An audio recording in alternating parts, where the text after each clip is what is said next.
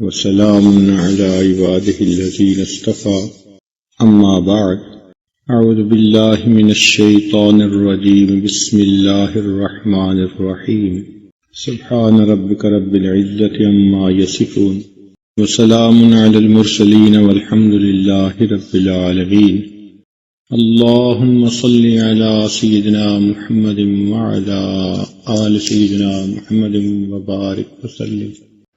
کیونکہ آج کل کے حالات میں پریشان حال لوگ کہتے ہیں جی کچھ پڑھنے کو بتا دیں، تو بھئی پڑھنے کی بات بھی سن لیجئے۔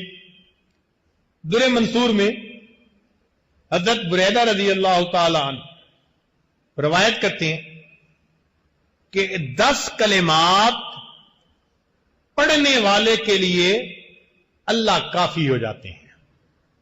10 کلمات ایسے ہیں، 10 فکرے، 10 باتیں کہ جو بندہ ان کو روزانہ پڑھے اس کے لیے اللہ کافی ہو جاتے ہیں۔ ان میں سے 5 فکرے دنیا سے متعلق اور 5 فکرے، ان 10 فکروں کو یاد کر لیں۔ ایک فکرہ بھی روز یاد کریں تو 10 دن میں حدیث پاک یاد ہو جائے گی، اور اس کو اپنی دعاؤں کا حصہ بنا لیں۔ جب آپ اس کو پڑھیں گے تو اللہ تعالیٰ آپ کے کاموں میں آپ کی کفایت فرمائیں گے۔ پہلا فکرہ فرمایا حسبی اللہ لدینی، میرے دین کے لیے میرا اللہ کافی ہے۔ یعنی دین میں کوئی فتنہ اور فساد نہ آ جائے۔ دین میں فتنے 2 طرح سے آتے ہیں، ایک شبہات کی وجہ سے اور ایک شہوات کی وجہ سے۔ تو اللہ تعالی ہمیں ان دونوں فتنوں سے محفوظ فرمائے، ہمارا دین سلامت رہے۔ تو پہلا فکرہ حسبی اللہ لدینی۔ دوسرا فکرہ حسبی اللہ لما اہمنی، میرا اللہ کافی ہے ہر اس چیز کے لیے جو مجھے پریشان کرتی ہے۔ بندہ کرتا ہے، کوئی چیز کرتی ہے، کاروبار کرتی ہے، جو بھی ٹف ٹائم دے رہی ہے، میرا اللہ اس کے لیے کافی ہے۔ حسبی اللہ لما اہمنی۔ تیسرا فکرہ حسبی اللہ لمن بغا علیہ، میرا اللہ کافی ہے ہر اس کے لیے جو مجھ پر سرکشی کرے، چڑھ دوڑے۔ تو اگر کوئی ہمارے اوپر چڑھ دوڑنا چاہتا ہے تو اللہ اس کے لیے کافی ہو جائے گا۔ حسبی اللہ لمن حسدنی، میرا اللہ کافی ہے ہر اس کے لیے جو مجھ سے حسد کرتا ہے۔ دفتروں کی زندگیوں میں تو بہت حسد ہوتا ہے، لیگ پلنگ۔ تو اللہ نے ان سب حاسدوں سے بندے کو نجات عطا فرما دیں۔ اور 5واں حسبی اللہ لمن کادنی بسوء، میرا اللہ کافی ہے ہر اس کے لیے جو میرے خلاف برے منصوبے بناتا ہے۔ اب برے منصوبے بنانا والا کوئی بھی ہے، کوئی بندہ ہے، کوئی جماعت ہے، ایمان والوں کے خلاف کوئی ملک بنا رہا ہے، جو مرضی بنا رہا ہے، اللہ ان سب کے لیے، یہ 5 باتیں دنیا کے لیے ہو گئیں، 5 باتیں آخرت کے لیے۔ تو فرمایا حسبی اللہ عند الموت، چونکہ موت کا لمحہ انسان کی زندگی کا سب سے زیادہ نازک لمحہ ہوتا ہے۔ حسبی اللہ عند المسألۃ القبر، میرا اللہ کافی ہے قبر کے سوال جواب کے وقت میں۔ حسبی اللہ عند المیزان، میرا اللہ کافی ہے میزان پر جب اعمال تولے جائیں گے۔ 9ویں بات حسبی اللہ عند الصراط، میرا اللہ پل صراط پر گزرنے کے لیے کے وقت میرے لیے کافی ہے۔ حسبی اللہ عند الصراط۔ اور 10ویں بات حسبی اللہ لا الہ الا ہو علیہ توکلت و الیہ انیب۔ اگر یہ 10 فکرے ہم ہر نماز کے بعد پڑھ لیں، ہمارا پروردگار دنیا اور آخرت کے تمام مسائل کے لیے ہمیں کافی ہو جائے گا۔ اور ہم دل میں بھی یہی بھروسہ رکھیں کہ میرے لیے میرا اللہ، یہ سبق یاد رکھیے کہ آج کی اس مجلس میں یہ سبق ہمیں پڑھا دیا کہ ہمارے لیے ہمارا اللہ، ہمارا پروردگار کافی ہے۔ سیدنا علی کرم اللہ وجہ عجیب بات فرماتے تھے اے اللہ میرے لیے یہی عزت کافی ہے کہ تو میرا پروردگار ہے۔ اے اللہ میرے لیے یہی عزت کافی ہے کہ تو میرا پروردگار ہے، اور میرے لیے یہی فخر کافی ہے کہ میں تیرا بندہ ہوں۔ میرے لیے یہی عزت کافی ہے کہ تو میرا پروردگار ہے، اور میرے لیے یہی فخر کافی ہے کہ میں تیرا بندہ ہوں۔ اللہ اکبر کبیرہ۔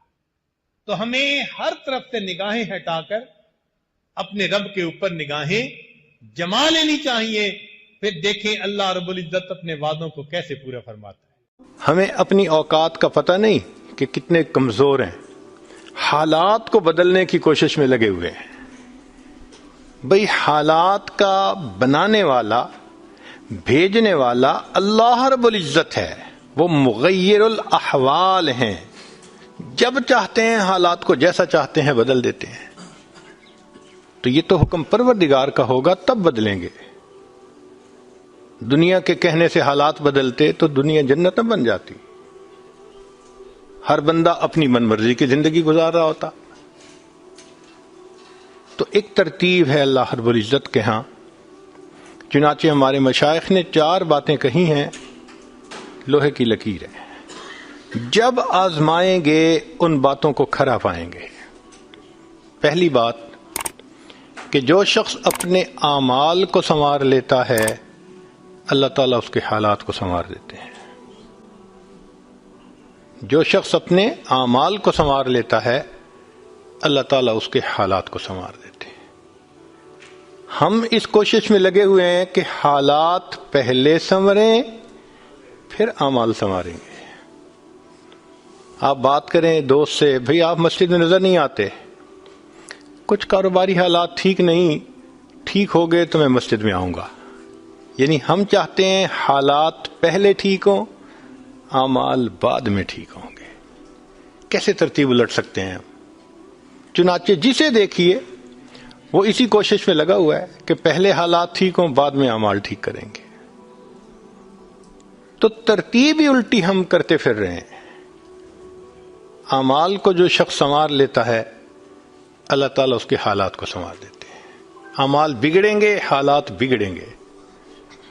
جب کہا میں نے کہ یا اللہ تو میرا حال دیکھ، جب کہا میں نے کہ یا اللہ تو میرا حال دیکھ، حکم آیا میرے بندے نام اعمال دیکھ۔ ہم حالات کا تو شکوہ کرتے ہیں، اپنے عمل تو نہیں نہ دیکھتے۔ تو اعمال کو سنوارنے سے اللہ تعالی حالات کو سنوار دیتے ہیں۔ ہم اپنے اندر تقوی اور صبر و ضبط پیدا کریں، اللہ رب العزت ہر دور اور ہر زمانے میں تقوی اور صبر والے بندے کو فرش سے اٹھائیں گے، عرش کے اوپر بٹھائیں گے، تخت کے اوپر بٹھائیں گے۔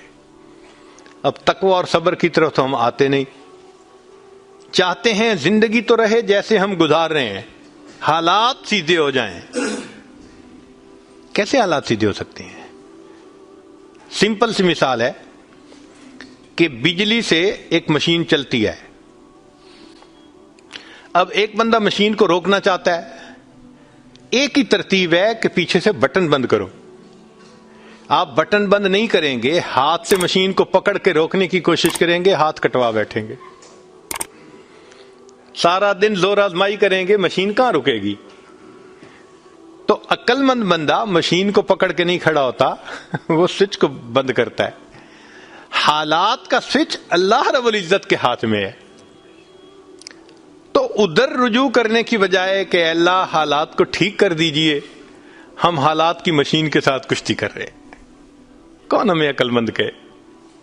تو پہلی بات، جو شخص اپنے اعمال کو ٹھیک کر لیتا ہے اللہ رب العزت اس کے حالات کو ٹھیک کر دیتے ہیں۔ دوسری بات، جو شخص اپنی آخرت کو سنوار لیتا ہے اللہ تعالیٰ اس کی دنیا کو سنوار دیتے ہیں۔ ہم پھر الٹے چاہتے ہیں کہ پہلے دنیا سنورے پھر ہم آخرت سنواریں گے، یہاں پھر ہم غلطی کرتے ہیں، دن رات دنیا سنوارنے میں لگے ہوئے ہیں، پزل بنی ہوئی ہے، ایک حصہ جوڑتے ہیں تو دوسرا ٹوٹتا ہے، وہ توڑتے ہیں تو پہلا ٹوٹتا ہے، ہر بندہ لگا ہوا ہے اسی کوشش میں۔ تو اللہ رب العزت کے ہاں ترتیب یہ ہے۔ اس کی مثال اگر دیکھنی ہو، صحابہ رضی اللہ عنہ کی مبارک زندگیوں کو دیکھیے، انہوں نے اپنی آخرت کو سنوارا، اللہ نے اس کے نتیجے میں ان کی دنیا کو سنوار دیا۔ بات کیا تھی کہ نہ کیسر و کسرا سے دبے چند وہ لوگ کے اونٹوں کے چرانے والے، اور جن کو کافور پہ ہوتا تھا نمک کا دھوکا، بن گئے دنیا کی تقدیر بدلنے والے۔ انہوں نے اپنی آخرت کو سنوارا، اللہ نے دنیا سنواری۔ کیسے؟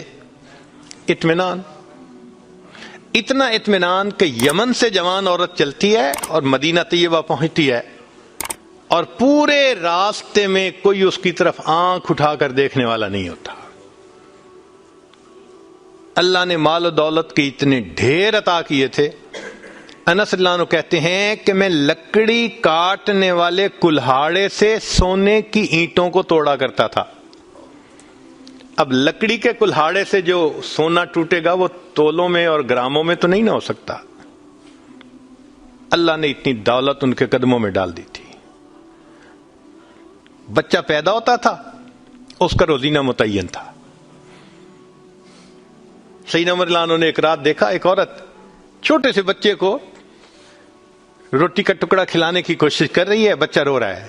پوچھا کیوں کر رہی ہو؟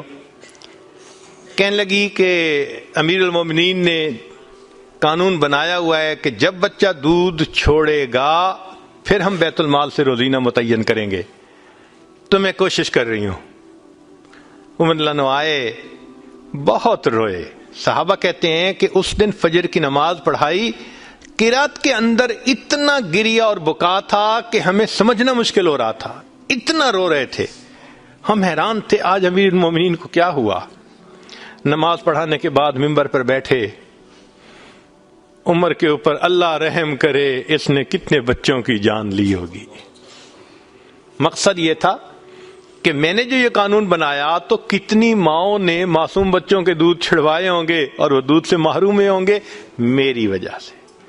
پھر اعلان فرمایا کوئی ماں بچے کو دودھ جلدی مت چھڑوائے، جس دن بچہ پیدا ہوگا اسی دن بیت المال سے وظیفہ متعین کر دیا جائے گا۔ آج سے 1400 سال پہلے ہے۔ تو انہوں نے اپنی آخرت کو سنوارا، رب کریم نے اس کے بدلے ان کی دنیا کو سنوار دیا۔ قرآن مجید میں اللہ تعالیٰ فرماتے ہیں وَلَوْ أَنَّ أَهْلَ الْقُرَىٰ آمَنُوا وَاتَّقَوْا، اگر یہ بستی دیسوں والے ایمان لاتے، تقوی کو اختیار کرتے، لَفَتَحْنَا عَلَيْهِمْ بَرَكَاتٍ مِّنَ السَّمَاءِ، ہم ان کے لیے آسمان سے برکتوں کے دروازے کھول دیتے۔ تو ترتیب یہی ہے کہ جو آخرت کو سنوارتا ہے، اس کوشش میں لگتا ہے، دنیا اس کا سایہ ہے۔ اللہ دنیا کو خود بخود سنوار دیتے ہیں، الگ سے محنت نہیں کرنی پڑتی۔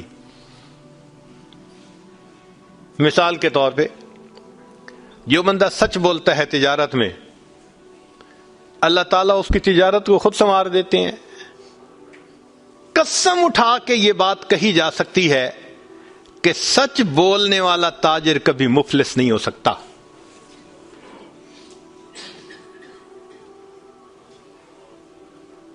پاسبل ہی نہیں کہ سچ کی بنیاد ہو اور اس میں برکت نہ ہو۔ تو دو باتیں، جو شخص اپنے اعمال کو سنوارتا ہے اللہ تعالی حالات کو سنوار دیتے ہیں، جو اپنی آخرت کو سنوار لیتا ہے اللہ تعالیٰ اس کی دنیا کو سنوار دیتے ہیں۔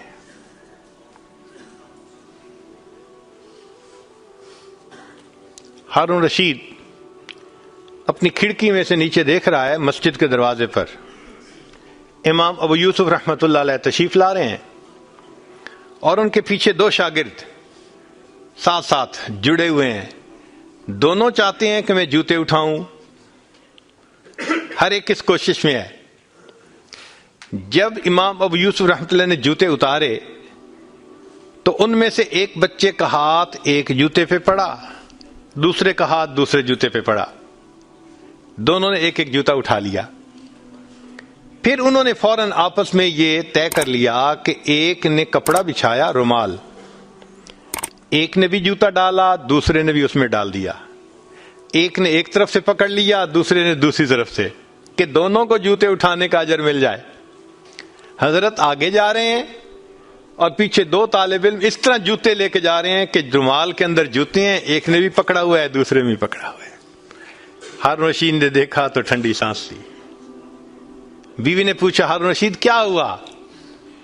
کہنے لگا یوں تو دنیا ہمیں بادشاہ کہتی ہے، ہمارے جوتے اٹھانے کے لیے بھلا کون جھگڑتا ہے. یوں تو دنیا ہمیں بادشاہ کہتی ہے، ہمارے جوتے اٹھانے کے لیے بھلا کون جھگڑتا ہے. جو آخرت سنوارتا ہے اللہ ایسے دنیا سنوارتے ہیں کہ دنیا جوتے اٹھانے کے لیے جھگڑتی ہے آپس میں. تو فرمایا کہ جو اپنی آخرت کو سنوار لیتا ہے اللہ تعالیٰ اس کی دنیا کو سنوار دیتے ہیں. چنانچہ ایک سیاح ہندوستان آیا گھومنے پھرنے کے لیے، اجمیر شریف بھی گیا. وہاں اس نے حضرت خواجہ معین الدین چشتی اجمیری رحمۃ اللہ علیہ کے مزار پہ دیکھا مسلمان بھی آ رہے ہیں اور ہندو بھی آ رہے ہیں اور سکھ بھی آ رہے ہیں. اللہ کی شان، اللہ رجوع دے دیتا ہے نا، سبھی آ رہے ہیں دعائیں مانگ رہے ہیں. تو وہ بڑا حیران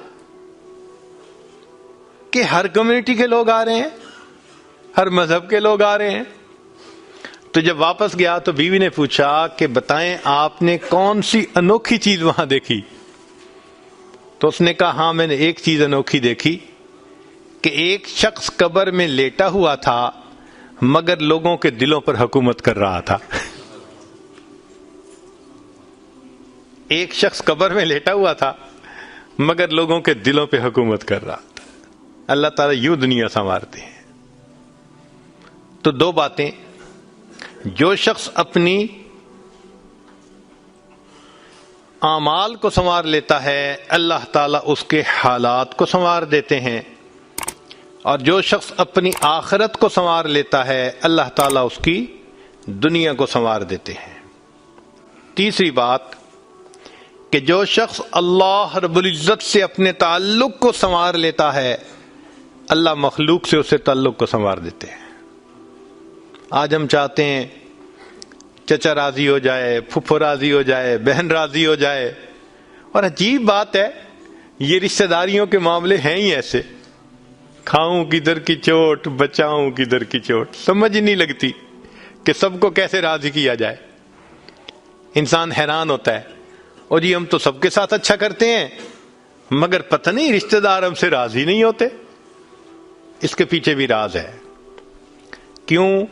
کہ ہم نے اللہ سے اپنے تعلق کو تو سنوارا نہیں ہوتا، مخلوق سے تعلق کیسے سنورے گا؟ تو فرمایا کہ جو شخص اللہ رب العزت سے اپنے تعلق کو سنوار لیتا ہے اللہ تعالی مخلوق کے ساتھ اس کے تعلق کو سنوار دیتے ہیں. اگر اس کی مثال دیکھنی ہے تو نبی علیہ الصلوۃ والسلام کی مبارک زندگی کو دیکھیے. ایک وہ وقت بھی تھا کہ جب اپنے رشتہ دار نبی علیہ الصلوۃ والسلام کو تکلیف پہنچاتے تھے، آپ بازار میں آگے آگے دعوت کا کام کرتے تھے اور پیچھے آپ کا چچا ابو لہب لوگوں کو کہتا تھا کہ یہ شخص غلط بیانی کر رہا ہے، تم اس کی بات مت ماننا. اپنے مخالفت کرتے تھے. ایک وہ وقت بھی تھا. پھر ایک وہ وقت آیا کہ جب اپنوں نے مکہ مکرمہ میں جینا تنگ کر دیا اور نبی علیہ الصلوۃ والسلام نے بیت اللہ کو دیکھ کر کہا بیت اللہ میں تجھے کبھی نہ چھوڑتا مگر مکہ کے رہنے والے مجھے یہاں بسنے نہیں دیتے. مبارک آنکھوں میں آنسو تھے اور اللہ کے حبیب جدا ہو رہے تھے. پھر کیا ہوا 10 سال کے ہی عرصے میں حالات نے وہ پلٹا کھایا کہ جب آپ آ کر فاتح مکہ بن کر بیٹھے تو وہی قریش تھے جو قدموں میں آ کر پڑ گئے اور انہوں نے آپ کی غلامی اختیار کر لی۔ ہندا نے کہا جتنے خیمے دنیا میں تھے سب سے زیادہ آپ کے خیمے سے مجھے نفرت ہوا کرتی تھی، آج جتنے خیمے ہیں سب سے زیادہ محبت مجھے آپ کے خیمے سے ہے۔ اللہ اکبر کبیرہ۔ تو جو شخص اللہ سے اپنے تعلق کو سنوار لیتا ہے اللہ مخلوق سے اس کے تعلق کو سنوار دیتے ہیں۔ فضیل بن عیاض رحمۃ اللہ علیہ فرماتے ہیں مجھ سے جب بھی اللہ تعالیٰ کی نافرمانی ہوئی، مجھ سے جب بھی اللہ تعالیٰ کی نافرمانی ہوئی، میں نے اس نافرمانی کا اثر اپنے ماتحتوں کے اندر دیکھا۔ یہ ریفلیکشن ہوتی ہے۔ ہم اللہ کی نافرمانی کرتے ہیں، اللہ مزہ چکھا دیتے ہیں کہ اپنے جو ماتحت ہوتے ہیں ان کو نافرمان بنا دیتے ہیں۔ اچھا بھائی تم ذرا اس کو ایکسپیرینس کرو ذرا۔ وہ جی کیا کریں، بیوی سنتی ہی نہیں ہے، حضرت بس اولاد افلاطون بن گئی ہے، حضرت بچے نے ذلیل کر دیا ہے۔ کیوں شکوے ہوتے ہیں ہمیں کہ ہمارے ماتحت ہماری نہیں مانتے، جبکہ ہم اپنے آقا کی نہیں مان رہے ہوتے۔ فرماتے ہیں کہ جب بھی مجھ سے اللہ تعالیٰ کی نافرمانی ہوئی میں نے آزما کے دیکھا، یا تو بیوی نے میری نافرمانی کی، یا میری اولاد نے میری نافرمانی کی، یا میرے نوکروں نے غلاموں نے انہوں نے میری نافرمانی کی، یا کم از کم میری سواری کے جانور نے میری نافرمانی کی۔ یہ ہے عدل کا بدلہ۔ اپنے آقا کی نافرمانی کریں گے اللہ تعالیٰ ماتحتوں کو نافرمان بنا کر دکھائیں گے۔ اس لیے اولاد کے شکوے کرنے کی ضرورت نہیں ہے، بیوی کے شکوے کرنے کی ضرورت نہیں ہے۔ سمپل سی بات ہے، اللہ رب العزت سے اپنے تعلق کو سنوار لیجئے، اللہ تعالیٰ مخلوق سے ہمارے تعلق کو سنوار دیں، سب کے دلوں میں محبت ڈال دیں گے۔ سیدنا امیر معاویہ رضی اللہ عنہ نے خط لکھا ام المومنین سیدہ عائشہ صدیقہ رضی اللہ تعالی عنہا کو کہ ام المومنین آپ امت کی ماں ہیں، آپ مجھے کوئی نصیحت فرمائیے۔ اور واقعی ام المومنین نے نصیحت کرنے کا حق ادا کر دیا۔ وہ نصیحت پڑھ کے پتہ چلتا ہے کہ انہوں نے نبی علیہ الصلوۃ والسلام کی صحبت یافتہ ہونے کا ثبوت پیش کر دیا۔ ام المومنین نے مختصر جواب لکھا، فرمایا دیکھیں اگر آپ مخلوق کو خوش کریں گے، اللہ کو ناراض کریں گے، اللہ ساری مخلوق کے دل میں تمہاری نفرت ڈال دیں گے، یہ اندر سے تم سے نفرت کرتے پھریں گے۔ اور اگر تم اللہ کو راضی کرو گے، گو کہ مخلوق ناراض ہو رہی ہے، اللہ تعالیٰ اسی مخلوق کے دل میں تمہاری محبت ڈال دیں گے، یہ سب تمہارے دوست بن جائیں گے۔ تو اصل تو اللہ کو راضی کرنا ہے۔ تو فرمایا کہ تم اللہ سے اپنے تعلق کو سنوار لو، اللہ تعالیٰ مخلوق سے تمہارے تعلق کو سنوار دیں گے۔ تو اولاد کو نیک بنانے کا سب سے آسان طریقہ خود نیک بن جائیے۔ جو خود نیک بنتا ہے اور اللہ کے حکم کو توڑنے سے باز آ جاتا ہے، اللہ تعالیٰ اولاد کو مطیع اور فرمانبردار بنا دیتے ہیں۔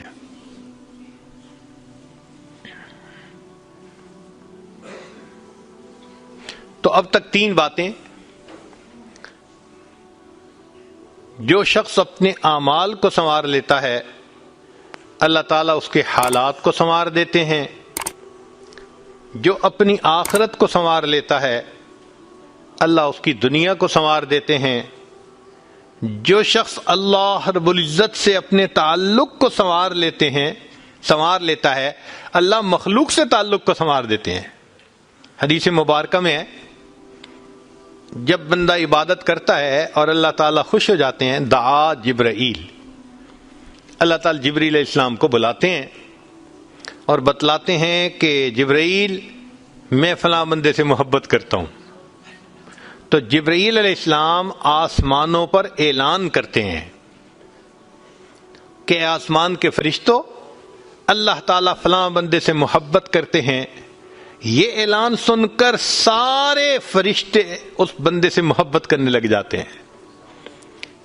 پھر جبریل علیہ السلام زمین پر آتے ہیں اور زمین پر آ کر پھر اعلان کرتے ہیں کہ لوگوں فلاں شخص سے اللہ تعالیٰ محبت کرتے ہیں، ثم یودع لہ القبول فی الارض، پھر اللہ اس شخص کے لیے زمین میں قبولیت رکھ دیتے ہیں، پرائے اپنے بن جاتے ہیں، دشمن دوست بن جاتے ہیں، مخالفین کے دلوں میں بھی اللہ ان کی محبت اور عظمت ڈال دیتے ہیں۔ تو مخلوق سے تعلق سنوارنے کا یہ ہے سب سے بہترین طریقہ۔ کس کے پیچھے بھاگیں گے، کس کس کی منت سماجت کریں گے؟ بہتر نہیں کہ ہم ایک ہی کو منا لیں؟ جس نے اللہ کو منا لیا، اللہ تعالیٰ مخلوق کے ساتھ اس کے تعلق کو سارا ٹھیک فرما دیں گے۔ چوتھی بات کہ جو شخص دن کے اعمال کو سنوار لیتا ہے، اللہ تعالیٰ اس کے رات کے اعمال کو سنوار دیتے ہیں۔